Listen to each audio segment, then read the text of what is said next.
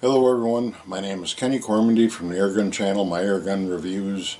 As everybody knows, Google has pretty much castrated gun and airgun video revenues over the past year, and they no longer cover the cost of making these videos. I have set up a website with a description of how you can help, and I've also activated a PayPal account where people can make donations to help keep these reviews coming. I was funding them out of my own pocket, but over a year ago I was diagnosed with cancer. That has become very costly, and I can no longer afford to fund these videos out of my pocket. So if you want to make a one-time contribution or a monthly contribution, whatever you like, you just go to the description below this video, and there are links to both the website and the PayPal account. And this next review that you were going to see has been funded as much by donations as the ad revenues. My name is Kenny Cormandy, and now let's get to the next video.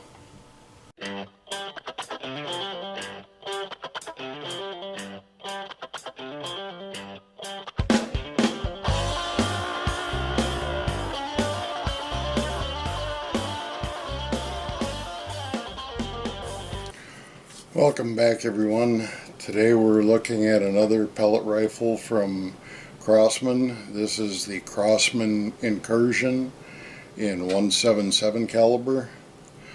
It is very similar to the Crosman Fire. The stock shape, not the color, is identical to the Crosman Fire. And the one big difference is the barrel. The Crosman Fire has a full-length barrel, and the Incursion has a shorter barrel. And I'm not sure how long the Fire barrel is, but it's like a 19-inch. This one is from the muzzle to the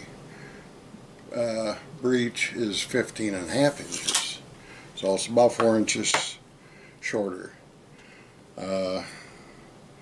This gun sells for $99.99 to $109.99. The Fire with the longer barrel sells for as cheap as $76.25 on Amazon. Now this gun, the overall length, because of the shorter barrel, is only 40.75 inches. The gun weighs 6.9 pounds, and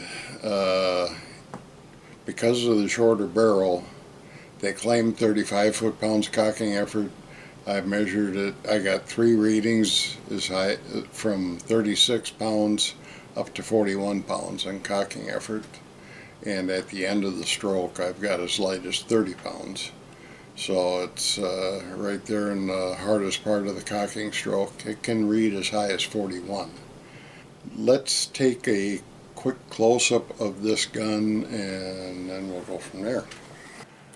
Okay, now you can see the large muzzle brake. I don't believe there's any baffling in there. And it's got a polymer jacketed steel barrel and blued receiver, 11mm dovetail mount. It does have a scope stop hole for the rings, and this is the stock 4x32 Crosman scope and the stock Crosman trigger. And here you can see the shape of the stock is just like the Fire, only this one has a gray colored stock rather than black, and a rubber butt pad skeletonized on the back. Okay, with the shorter barrel and no baffling, this gun comes in at 91.4 decibels. The trigger, I did not do any modifications to it. I ran the adjusting screw all the way in, and the trigger was usable. You can definitely feel the second stage, but the second stage is a little bit long. So with the swapping out the trigger adjusting screw with a 3mm by 10mm screw, you can shorten that second stage up. As far as trigger pull, it was not bad at 3 pounds, 4.1 ounces. We already went over the cocking effort. Okay, the rifle's claimed at 1,200 feet per second shooting alloy pellets and 1,000 feet per second shooting lead. This one shooting the 5.2 grain pellet had a low of 1183, a high of 1,215 feet per second, so it does exceed the 1,200, with an average of 1,197 feet per second. That was a high extreme spread of 31.72 feet per second, standard deviation 11.78, and a maximum muzzle energy of 1705. Average muzzle energy with that pellet was 16.55 foot-pounds of energy. Shooting the RWS Hobby 7-grain lead pellet, we had a low of 1,019 feet per second, a high of 1,038 feet per second, average 1,025 feet per second, extreme spread 19.15, standard deviation 7.61, and an average muzzle energy of 6.33 foot-pounds of energy. I also tested the H&N Field Target Trophy, which was one of the more accurate pellets in the 12-yard accuracy test. That's an 8.64 grain. It had a low of 910.4 feet per second, high of 926.3 feet per second, average of 916.8 feet per second, extreme spread 15.95, standard deviation 6.48, and average muzzle energy of 16.13. It also shot the JSB Exact Heavy very well, even at 20 yards. That's a 10.34 grain pellet. A high of a high of 831.4 feet per second, average 829.1. That was our most consistent pellet, with an extreme spread of only 5.73, standard deviation 2.23, but only generating 15.79 foot-pounds energy on average. Our most accurate pellet and our most powerful pellet was the H&M Barracuda Match with the 4.53mm head. That's a 10.65 grain pellet. It had a low of 862.6 feet per second, a high of 871.6, average 866.8, extreme spread 8.95, standard deviation 3.74, and the most powerful shot was 17.97 foot-pounds muzzle energy. Average was 17.77. Here I'll put up the numbers so you can look real quickly. There is a typo showing 5.5 instead of 5.2 for the RWS Hypermax.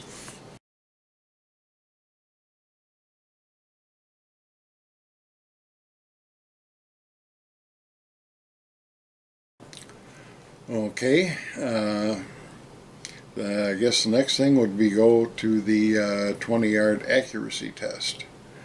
It was a much colder day than I anticipated. It was supposed to be 50 and it was only got up to 44, and the winds were gusting as high as 36 miles per hour. So I did not have a pleasant time out there, and the hypersensitivity to cold was catching up with me, but still had a very good accuracy test. So this was shooting the JSB Exact Heavy 10.34 first, and the H&M Barracuda Match 10.65s for our second shot.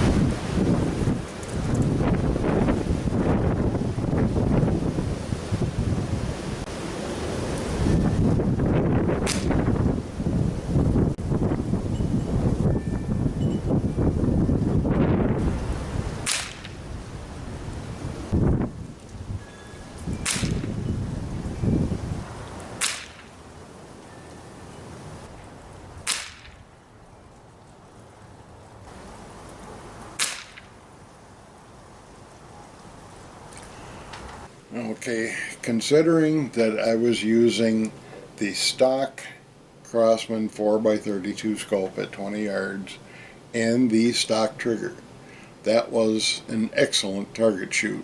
You can see I was way off on that first shot, but the other four were pretty good on the JSBs and the H&M Barracuda match.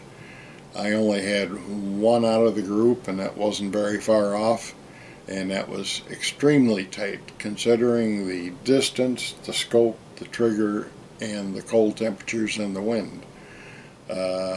This pellet rifle exceeded my expectations. So if you're looking for a shorter version of one of the Crosman pellet rifles for taking out in the woods and shooting birds and squirrels, this could be your ticket. At 40.75 inches, it's a relatively compact pellet rifle. It's got a very nice shaped stock.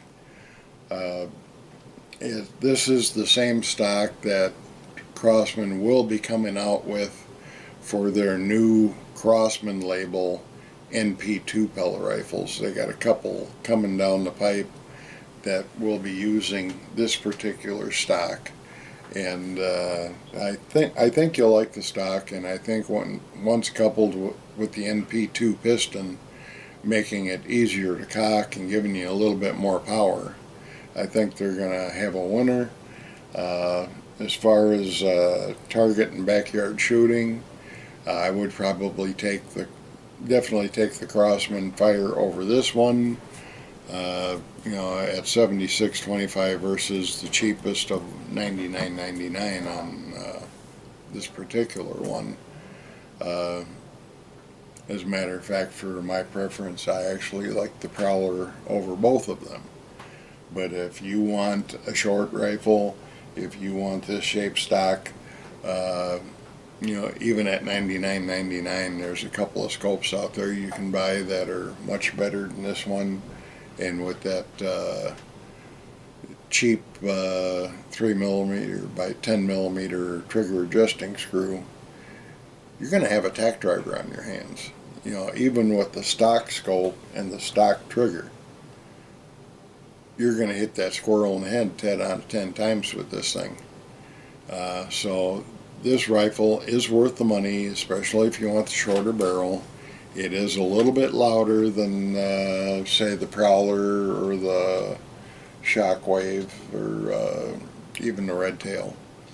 But still quiet enough for backyard use at 91.4 decibels.